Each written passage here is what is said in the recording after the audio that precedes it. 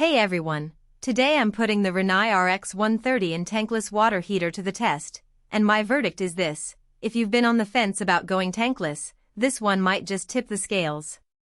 But let me explain why.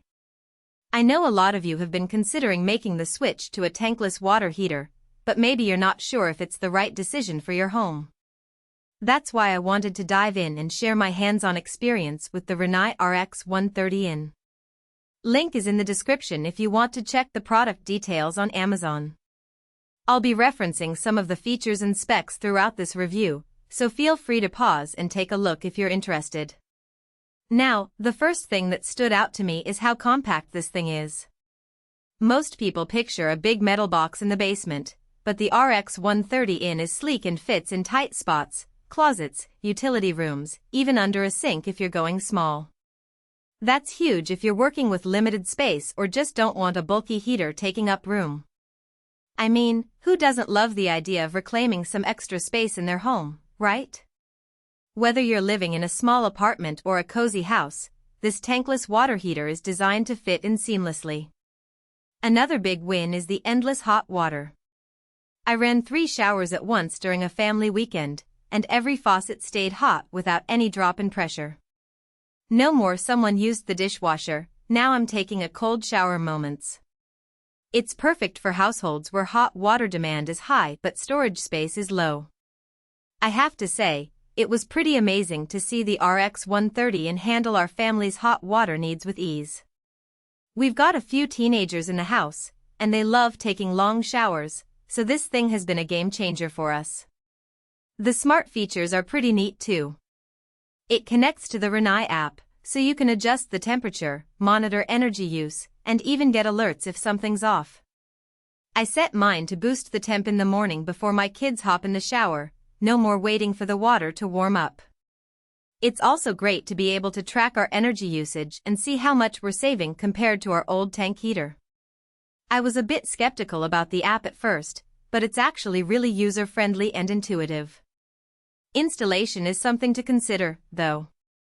Rinnai recommends professional setup, which makes sense because you're dealing with gas lines and venting. If you're handy, you might save some cash, but for most folks, calling a pro is the safer route. I know some of you might be thinking, but I'm a DIY expert, I can handle this myself. And hey, if you're comfortable with the installation process, go for it. But for the rest of us, it's just not worth the risk. Trust me, you don't want to be messing around with gas lines and venting if you're not sure what you're doing. Once it's in, the energy savings kick in fast.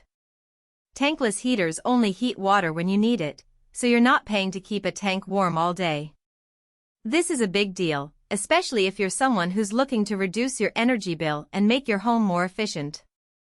I also like that it's designed for any climate. Whether you're in a cold northern state or a mild southern one, it adjusts automatically to maintain consistent temps. I tested it during a chilly morning, and the water stayed hot even when the incoming temp was low, no surprise drops. This is a big plus if you live in an area with unpredictable weather. You don't have to worry about the water heater struggling to keep up with the demand, even on the coldest days. Now, let's talk about the downsides. First, the upfront cost is higher than a traditional tank heater.